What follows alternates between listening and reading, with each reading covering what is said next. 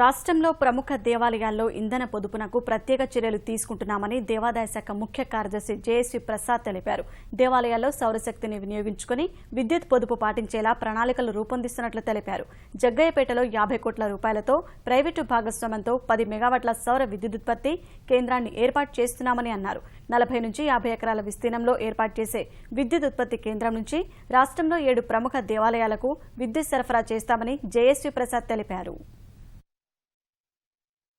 రాష్ట్రంలోనే ఉన్న ముఖ్యమైనటువంటి దేవాలయాల్లో కూడా ఇంధనాన్ని పొదుపు చేయడం కూడా ఒక ముఖ్యమైన అంశంగా తీసుకోవడం జరిగింది. ఇప్పుడు ఎక్కడైతే వైరింగ్ చెడిపోయిందో, సరిగ్గా లేదో వైరింగ్ మార్చడం, అల్యూమినియం వైర్ తీసి ప్రాపర్ కాపర్ వైరింగ్ వాడడము, స్విచ్ బోర్డ్స్ ఏమైనా డ్యామేజ్ అంటే చేయడము, తర్వాత ప్యానల్ బోర్డ్స్ అవన్నీ కూడా పాతకాలం ఏమైనా సరిగ్గా లేకపోతే లేటెస్ట్ టెక్నాలజీ ప్రాపర్ కెపాసిటీ ఉన్నవి పెట్టడము, ఎలక్ట్రిసిటీ బోర్డు వాళ్ళతో మాట్లాడి ట్రాన్స్ఫర్స్ ఏమైనా అవసరమైతే మార్చడము, సోలార్ వాటర్ హీటింగ్ సిస్టమ్స్ పెట్టడము, ఎక్కడైతే స్టీమ్ అవసరం ఉంటుందో అదంతా కూడాను మేము సోలార్ ద్వారా జనరేట్ చేయడానికి ఏర్పాట్లు, ఈ రకమైనటువంటివన్నీ కూడా ఇవన్నీ కూడా దీంట్లో భాగంగా వస్తున్నాయి.